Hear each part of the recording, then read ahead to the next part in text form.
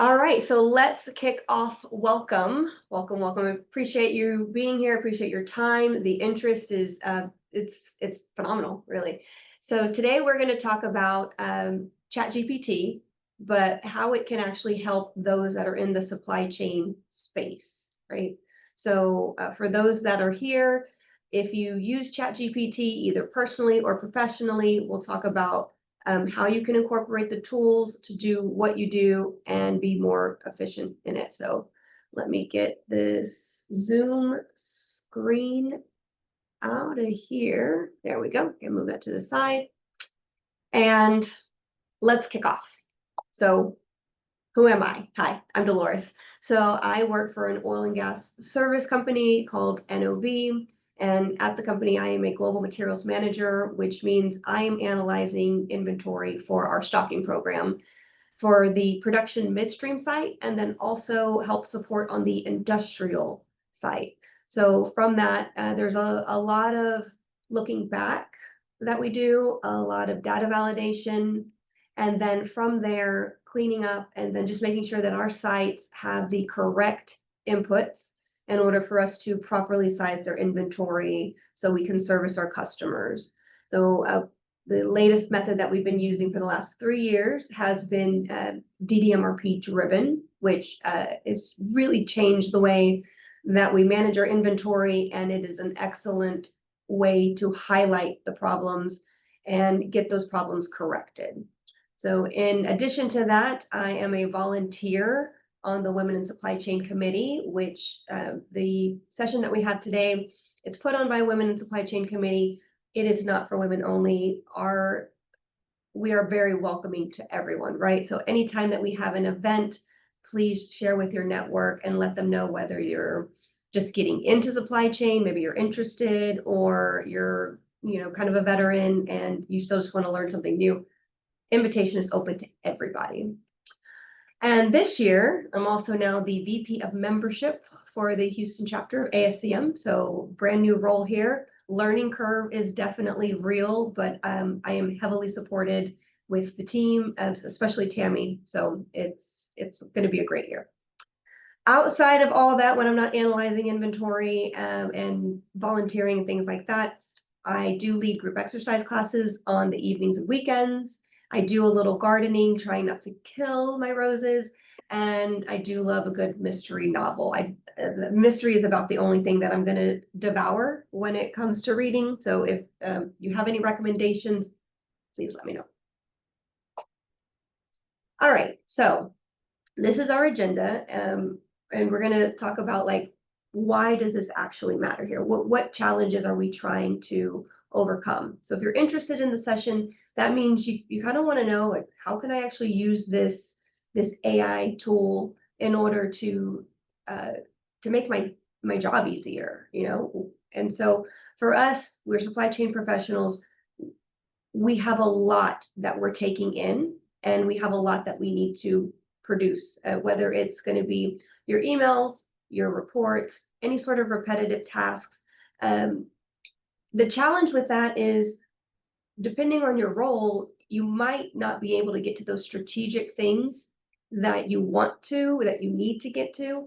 So the purpose of ChatGPT marrying with supply chain is to take things that we do manually and it learns, and then it says, well, let's make this a little bit better. Let's automate this. And so that way you can become more efficient, and then you can go back to focusing on things that are strategic. So that will help us to focus on problem solving. The concern that I hear from people is that we're not going to have a job because of AI.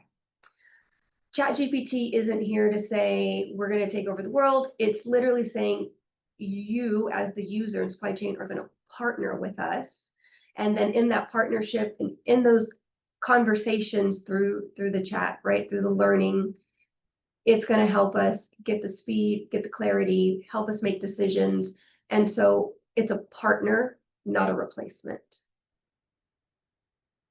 So by the end of today, what I'm hoping is that you'll be able to utilize your ChatGPT. If your company has a ChatGPT enterprise, that's definitely where you're going to want to be as far as entering things that are sensitive to your business.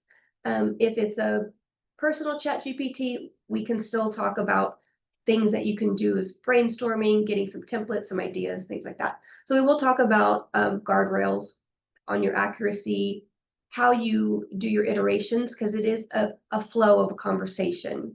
We will take a look at some real world use cases. And then at the end of it, if you have any questions, please let me know. I hope I can answer them. If not, then we can connect later.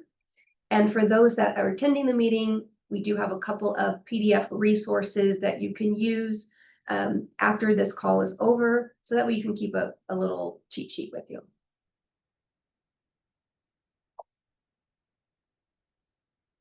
Okay, so up to you if you want to pull up your ChatGPT and follow along and tinker, or if you just want to follow along with the slides with me, whatever works. We can make the deck active or provided as well to the team. So first thing, you do have to have an account. And then once you set up your ChatGPT account, whether it's through ChatGPT Enterprise through your company or it's personal, you have to set your preferences. And just like anything, you have the freedom to change your mind as things change for you in your role and what you're trying to accomplish. You can adjust your preferences in ChatGPT. And not everything, because it is going to be learning your style. If you want to make a change to say, okay, let's do a little clean slate here, you can also make sure that your chats are temporary. Say, ChatGPT, I don't want you to remember this. It's a one-time ad hoc request. And then moving forward, go back to focusing on what we normally do day to day, whether you're in procurement, materials, logistics. But we're also going to talk about how we can make some memories. You don't always want to set things up and do a reminder. So we're going to go over what it's like to set in ChatGPT, hey, remember this, remember that, and then change those iterations. And then how we can talk to ChatGPT. So when you set up an account, you can ask anything, right? It can handle a lot of different requests, from very simple things, helping you write an email, or something a little more complicated, such as reports, including producing graphs. And so you just want to make sure that you're not sharing anything that's sensitive if it is your personal ChatGPT, right? So if your company wouldn't want you to put the terms and conditions on a public ChatGPT, and they don't do that, right? ChatGPT isn't going to give you all of the answers initially that are correct. Sometimes it will make a mistake, and that's okay. You can ask for it to validate. You can say, well, are you sure? Can you name your source? It's okay, and it's advised to make sure that anything that it's giving you is valid.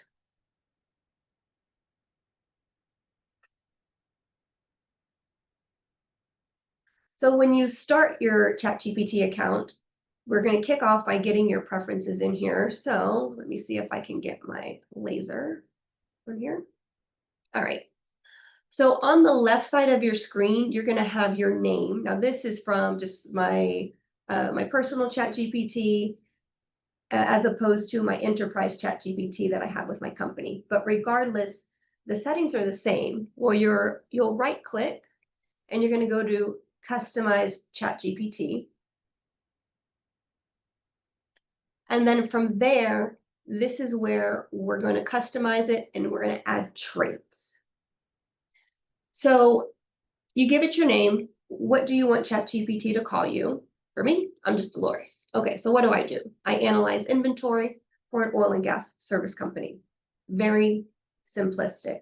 So depending on your role, tell it what you do, right? And then there's this thing, what personalities does ChatGPT have? You know your style of when you're talking to people, what kind of information you want, how much time do you have? What's your patience level, right? I keep everything at a default at my personal and my professional, cheerful and adaptive. I like the sound of that.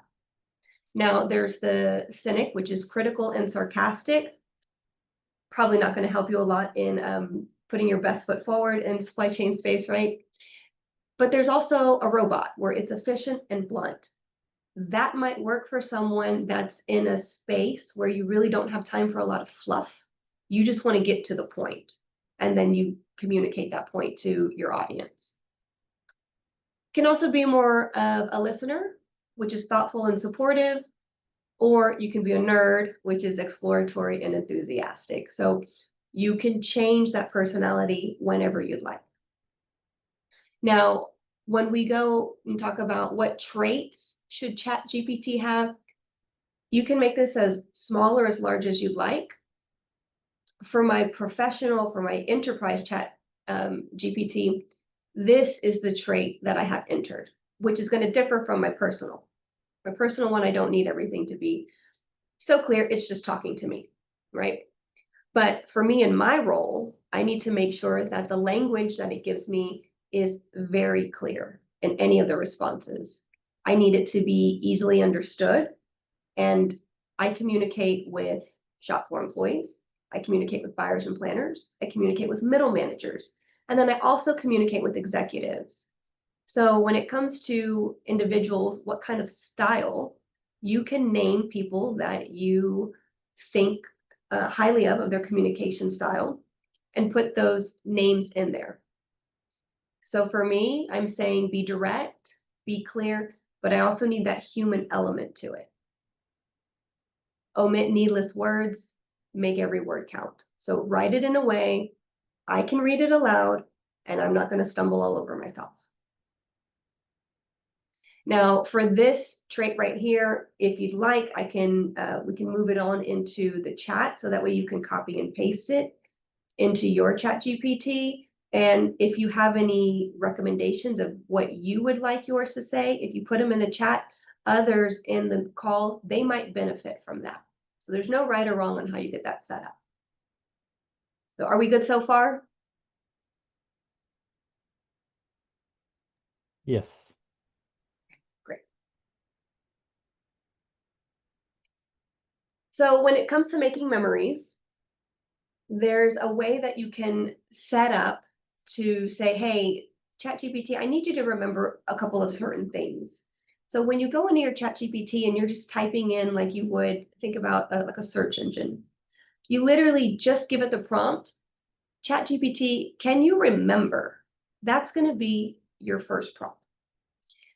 And I'm saying my primary audience when I communicate is a blend of software users that are more tactical and upper management who are more strategic. So even though I said personality-wise, ChatGPT, this is what I'm looking for, I need you to react like this, I just really want to reiterate on my professional, on my enterprise ChatGPT, these are usually the people that I'm going to send email communication to most of the time. And so it will let me know, okay, well, this has been an updated saved memory, and it's just regurgitating what I have given it. We'll talk a little bit more about the memories when we talk about emails.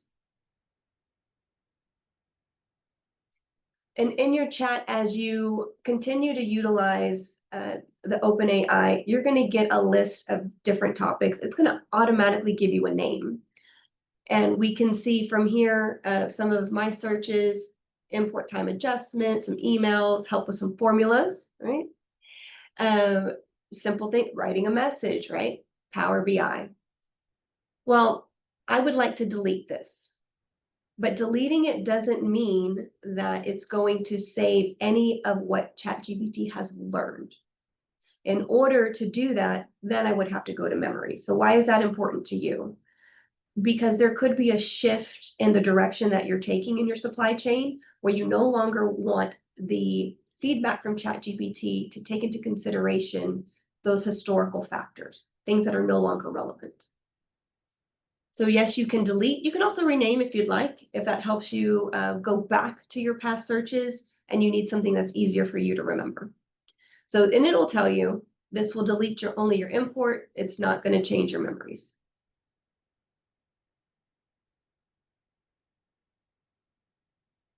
So let's talk about what going through some real world use cases looks like.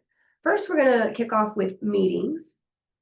So we definitely are in the world where there's a lot of online meetings. There are some in-person meetings. Usually you have a Teams or some sort of online recording, right? In order to get the most bang for your buck with ChatGPT, record it. It doesn't necessarily have to be a video recording. You could do your closed captions. That way you can create a transcript. And what you can do from that transcript is you can take your transcript and drop it into ChatGPT, and you're going to ask for a summarization. So record your meeting, including the transcript or transcript only, and click here.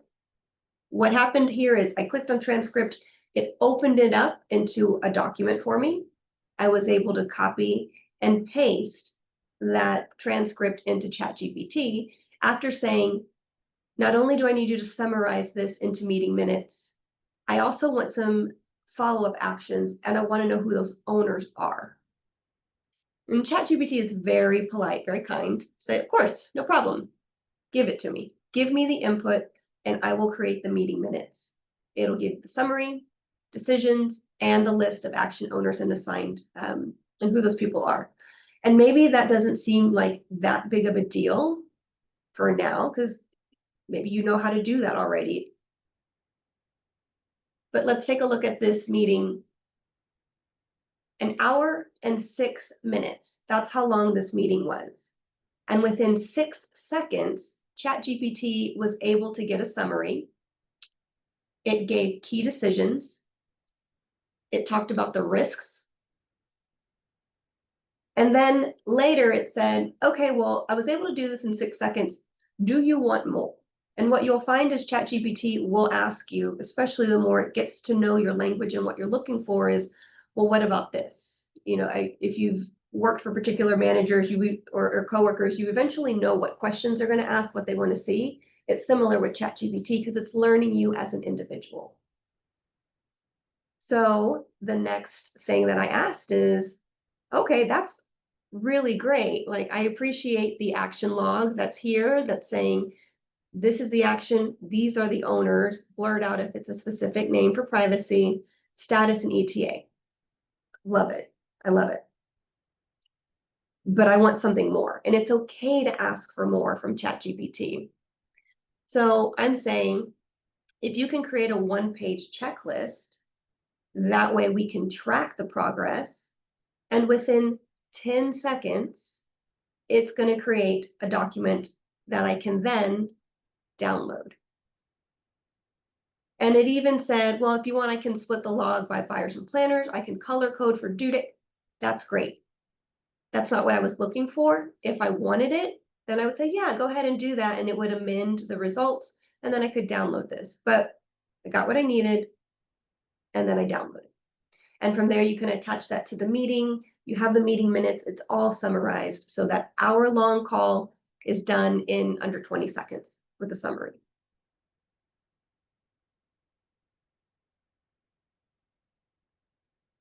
So let's move on into our next real-world scenario. It's talking about reports. So depending on what kind of report you're looking for, all you have to do is tell ChatGPT. It can generate anything you want for the most part, but you have to have inputs. At a very high level, you need purpose, data, structure, style, and your output. And from there, your report is ready. Maybe that's a lot kicking off, right? But again, you have this slide deck as a resource for when we finish. And it's going to say, okay, what are you trying to do? What's the report? And who is your audience? And then different ways you can input. Do you want to upload something? Do you want to paste? What are you looking for? Tables, charts? Do you just need some words? So the more accurate your input, the sharper your report is going to be. And it has some very common structures here, which can be a little more detailed, or you can go, oh, no, I need something not as detailed. And again, setting of the style.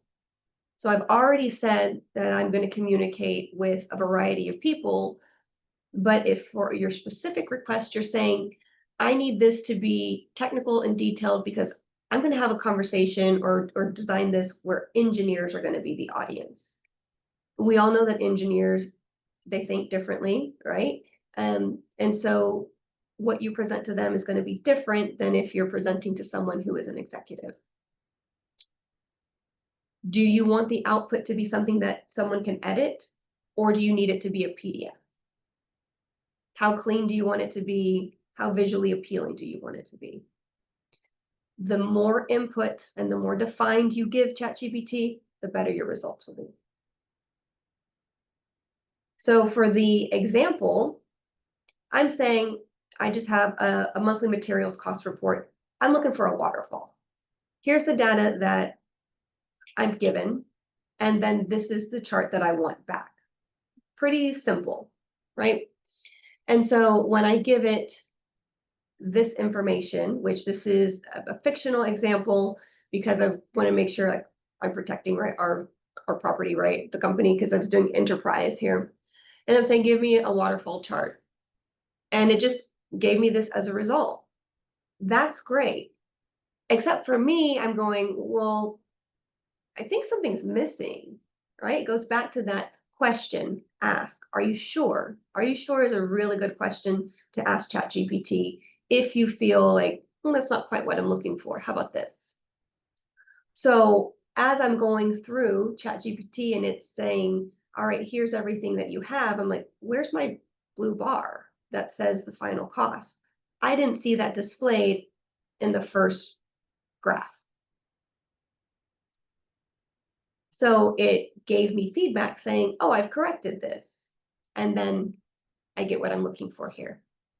And from there, you can download your chart, drop it where you need it to be. You probably don't want to do that every single time you need to make a chart though, right? Because for that, you could go into Excel and just refresh and you're fine. So where's the value in using ChatGPT? You simply ask. Any of the reports that you have, and it is going to be very helpful, right? It's going to say, well, do you want me to just go ahead and set this up for you? Is this going to be something reoccurring? Is this something you or your team are going to be doing? Yes, please help, right? Show me how to set it up in Excel so myself or my team can run it monthly without extra coding. And so what it does is it's breaking it down. This is the process. It's going to organize the data table, insert the waterfall, give me my special bars, customize the chart, and it's ready to go every single month. Great. What do I do now? It's going to go ahead and give me a ready-to-use Excel template where I can put my data in. And then once I'm in agreement, yes, this is a tool that works for me, I can simply download the Excel template. And then every month, drop in my data, refresh my chart, and I'm ready to push it into whatever deck I need to share with management.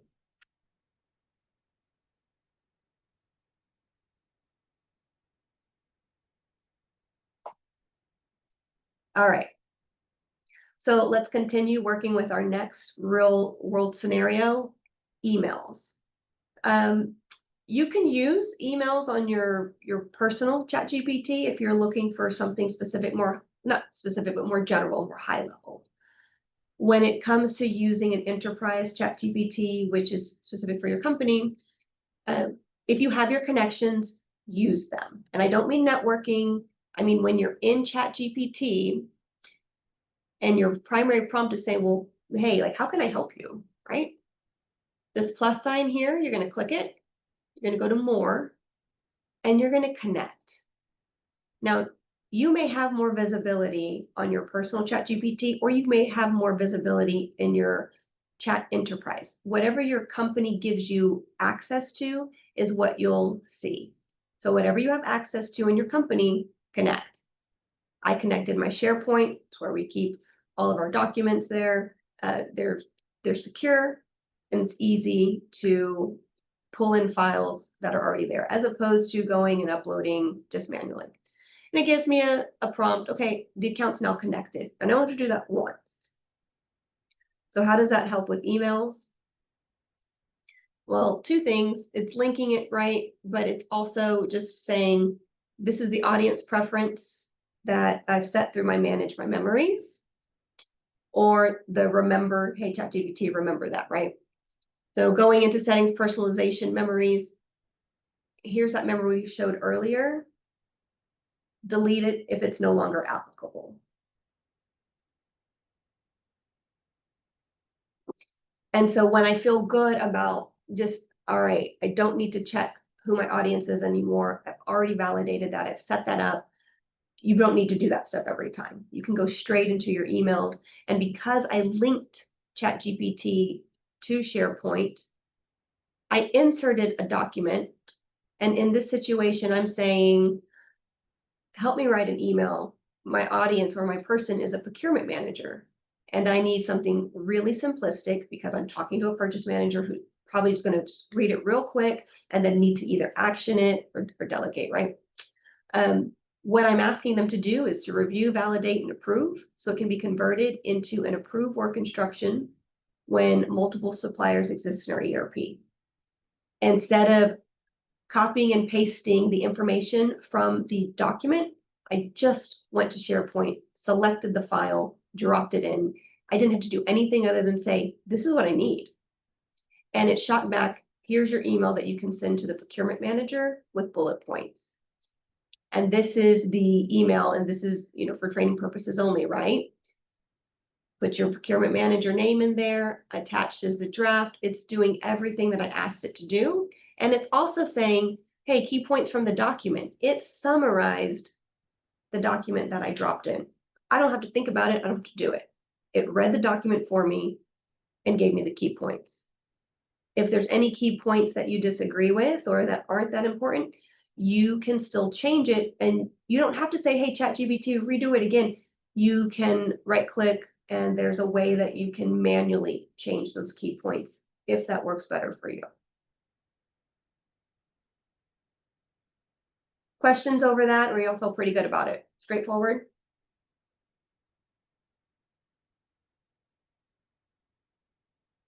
All righty. Okay, so moving on to our next real world scenario, SOPs. So how can you get there? Again, your input brings your output. So you bring ChatGPT the raw process that you have, and it will turn around and give you something really professional and very structured. So gather your key steps, and that could be as simple as maybe you have some handwritten notes that you want to upload a photo to or scan the file and put it in. Maybe you have something already that's in a draft that you just want to polish up a little bit. You can put it in there. So first, define your purpose and your scope. What is this going to cover? And then who will use it? And then why does it matter? So you can kind of see a theme a little bit about what it needs in order to give you what you're looking for. What and who. And then gathering the key steps. So you're going to list the process. And I think this is very important to remember. Even if what you give into ChatGPT is messy, it's okay, right? If you make a typo, if you have a misspelling, it's more than likely going to recognize what you're trying to say. You can upload what you have existing, maybe some checklists, right? And it's going to give you a structure. This is a default structure. You don't have to go with this default. You can change it however you need to and say, okay, well, title and ID number, I want you to follow this nomenclature pattern, and it will do that for you. Refine it as much as you'd like. So it can simplify your technical jargon, or it can say, okay, this is executives, I don't need it to be that detailed. And then version control. That's very important when it comes to your SOPs, right? So I'm saying, wow, that's great. Thank you so much. This is my request. Can I have a template? Can you give it to me? Can I touch it? So yes, here's your SOP template in Word. So that way, any adjustments that I want to make, I can do that. And because ChatGPT is so helpful, it's saying, hey, do you want me to also prepare a quick reference guide for shop floor use? At the time, I'm saying, no, thank you. Appreciate the offer. But if I wanted to, you can go as far down as you'd like.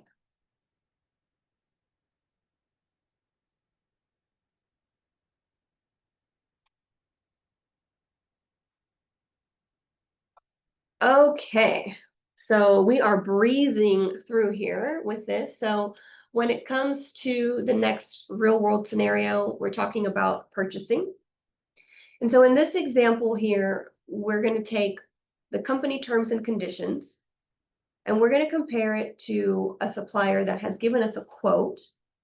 And maybe that supplier quote is spot on, maybe it's not. But however you compare your terms and conditions to see if they're acceptable now to what ChatGPT can do, it might be very quick on your speed, right? So depending on the buyer or the procurement manager, whoever does that before they agree to a quote and then turn it into a purchase order, you need to make sure that those terms and conditions are in alignment. So you can say, ChatGPT, this is our terms and conditions, this is our standard. And I want you to remember the standard, and putting in this quote, which is an email in this scenario, review the email and let me know if it matches, right? We will come back to opening in Canvas if you want to edit your response without having to have ChatGPT rewrite it for you. So how do you input your standard terms and conditions? You have 3 different ways you can do that. Go into add photos and files, and you can drop a PDF or whatever, however you have it there for your terms and conditions. You can add from SharePoint, again, just dropping in that saved document. Or maybe it's as simple as you copy and paste the text and put it into your ChatGPT and say, here's my terms and conditions, and then here's the email from the supplier. Does this match?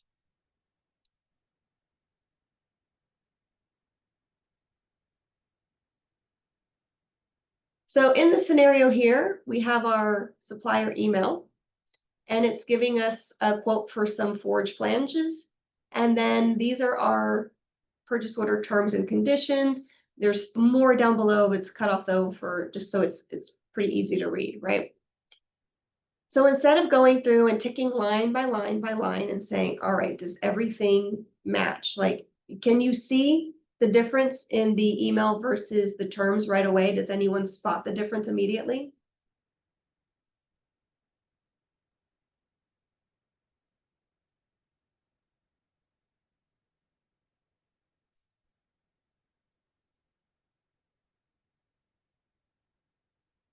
Okay.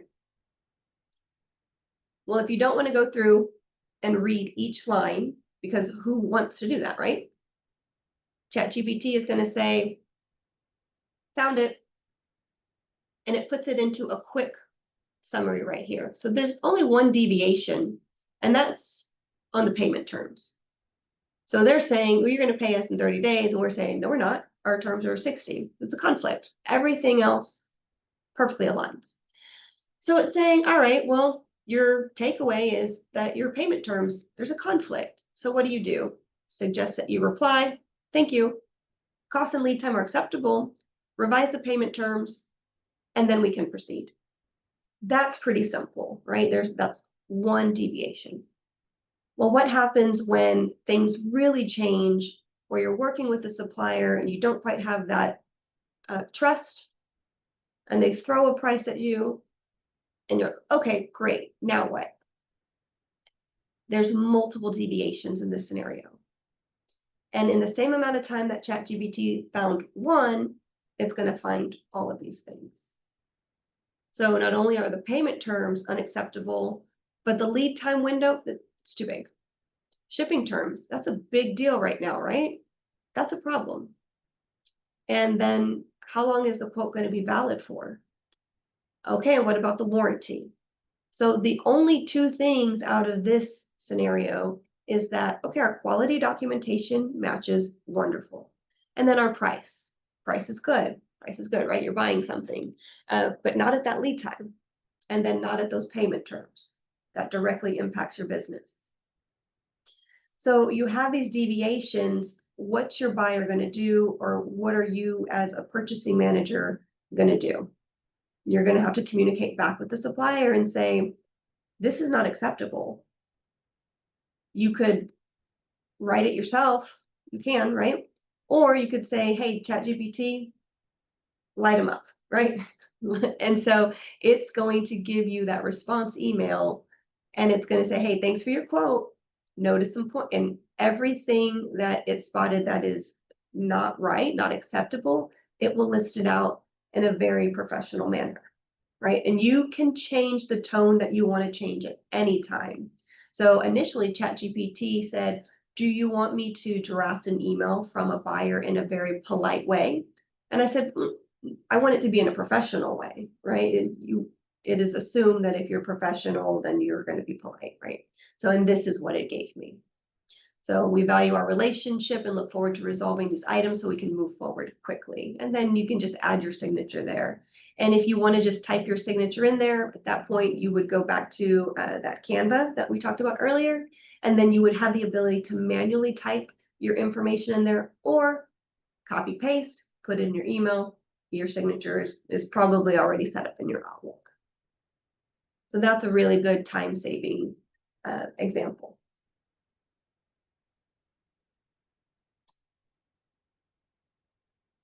All right, so let's talk about things that we need to look out for. First, we'll talk about accuracy. What's the difference between using your public ChatGPT and then enterprise ChatGPT? So for public, the world is everyone's oyster. You put it in there and ChatGPT is literally training off of everything that everyone puts in there. So it's public. You want to make sure that you're not putting anything there that's sensitive. So if you just want to kind of brainstorm and you're just, all right, well, just something general in supply chain, or you want to learn something a little bit new. Like for me, I needed to learn something in Power BI. Okay, well, that's not anything intellectual property for NOB. I need to get better at Power BI. So let me put this in there. No problem doing public stuff, right? Enterprise ChatGPT, if your company has it, it is safer because your company's IT department, leaders, right? They've all said, this is what we're going to put into it. And then the employees can bounce off of that to and from. So that learning is going to be in that safe space of your company's terms. So public use of ChatGPT, you can use things for very simple ideas, right? Use enterprise ChatGPT if you're going to use sensitive things, right? Inventory data, lead time analysis, compliance, things like that. So that's when it comes to accuracy. And it's okay to say, hey, ChatGPT, are you sure? Name your resources. Act like you're back in school. Name your resources. So when it comes to the iteration, what does that mean? Well, how many times are you asking for a follow-up question? Like kids, they're very curious. And maybe, as an adult, when you're really successful, why? Because you're inquisitive, you want to know. Fact check. Make sure that anything you put in your public ChatGPT makes sense to what you know is the truth. Enterprise ChatGPT, you still want to make sure that things are in alignment, right? It does definitely help with the quality of work, but the more you communicate with it, the better your enterprise ChatGPT will do. So the tip here is continuous improvement cycles. You just keep getting a little bit more detailed in your results, in your questions. And again, privacy. Lastly here, if it's public, do not share anything that is confidential. Like, please do not get in trouble because you're like, well, Dolores said it. Like, no. Conversations, anything you put in there, they can be stored. Versus enterprise ChatGPT, if your company's using it, there's stronger privacy controls, definitely. So you can put in things that are sensitive, that are specific to your business, to your market, and what you need to learn.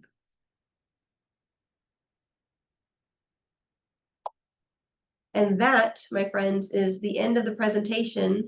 So are there any questions that you have on the stuff that we covered?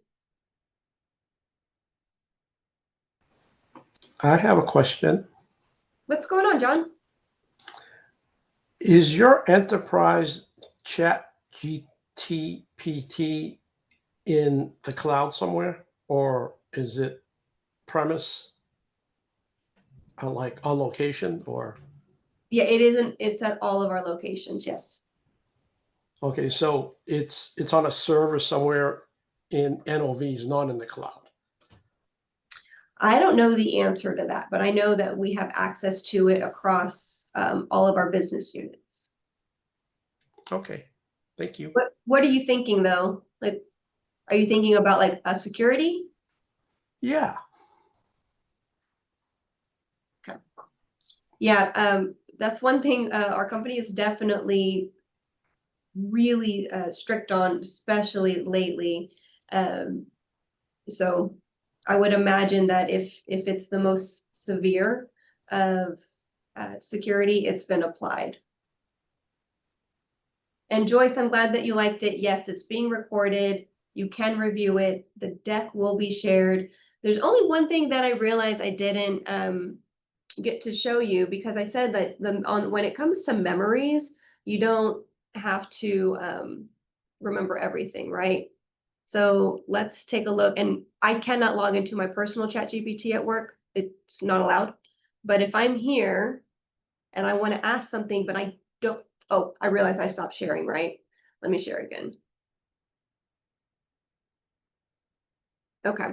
So if I'm here and I want to ask it something, but I don't want ChatGPT to learn like what I'm asking, see this button up here? This is the temporary chat. So when you turn that on, the memory is disabled, and so it won't appear in my history. And then to turn that back off, you just unclick. And that's just one piece I realized I didn't put in the deck. All right, any other questions? Hey, Dolores, I have a question. My name is Sibeli. Hi. Hi. I have a hard time uploading Excel files in there, and I get the response that they cannot read it, that ChatGPT cannot read it. One of my coworkers told me to save as a PDF, and I'm trying to do this now sometimes, see if it works. So what is your experience with this? I see you saying all the time you can just upload files, but I don't know, Yeah. for me, Excel is being hard. So you cannot load Excel files? I mean, I can load them and it's there, but then GPT says, I cannot read it. Try to upload it again. So I get the error a few times. So what I'm trying to do now is kind of PDFing it and then uploading the PDF, and seems to work a little better. But I feel like that's a kind of an extra step, right, that you have to do. So let's see. I mean, so what I did is I just asked the question on there, like what's going on here, right? And so it's file format's one thing, but also it could be, and my thought is, because the Excel files I work with are massive, right? And large Excel files can be the issues. Oh yeah, good point. Yeah, and not sure if you have anything like embedded objects or macros, or password protection. I know definitely we utilize macros, so that's another thing that could be preventing it. So now it sounds like it's not just something as simple as a glitch, because it's a repetitive problem. Yeah. Oh, there we go. Look at this though. If you save your Excel as a CSV, have you tried that? Oh no, I haven't. Yeah. Give that a shot, because I know when we do some uploads in a different platform, we have to do CSV, not CSV8, CSV files, and see if that works. And let me know, because I'm curious. Yeah. Okay, that's good. Thank you. Thank you so much. Yeah. And one thing, there was someone that was having an issue where the SOP that he had created, he was giving screenshots as well. ChatGPT isn't going to give you back those screenshots. And so in the slide deck, I have it hidden in the very last page, is an example of how you can do that. So if you want something that's a work instructions, but you want your specific screenshots to show up, there's some, what I think looks like coding that you can do in order to get those images to populate, if that's a problem that someone in the call is having, where their images are not coming back up. Okay, good. Dolores, I have a question. when you are giving like the prompts, do you actually put in define the purpose, or does it understand that the first prompt that you give is the purpose? Right? So do you put define the purpose and then give the information, then provide the data and say, here's the data? Like, what is the best way to make sure you're prompting it correctly? So initially, when I first started using ChatGPT, my requests were very, very simple, and the feedback that I got was sufficient. And then I find the more detailed my prompt is, the better the result is, the feedback that ChatGPT is giving me. So I would say, especially when you're first starting, over communicate with it, so that way you get the results that you want. And if you're still not satisfied, it's just like, hey, no, that didn't work. It's okay to say, I mean, it literally has a thumbs down feature, right? Right. If you don't like it, it's only going to learn based on your reactions and what you're giving it. So to answer your question, give it all the information that you can think of initially. And if you're satisfied with the results, great, but explore. Say, okay, that's cool, but what if I would have asked this one more thing? So my prompts are getting larger, but the quality of what I'm getting back is way better. Great. Did I answer your question though? Yes, yes, you did. Okay, thank you, because if not, it would have been weird. Do you use the microphone, or do you? No, I don't. I'm a Okay. typer. I am a now I will talk out loud as I type, but I'm a typer. Okay. Yeah. What about you? I'm finding it easier when I start using that, and I'm pretty sure it's like Control Shift or Control and your space bar.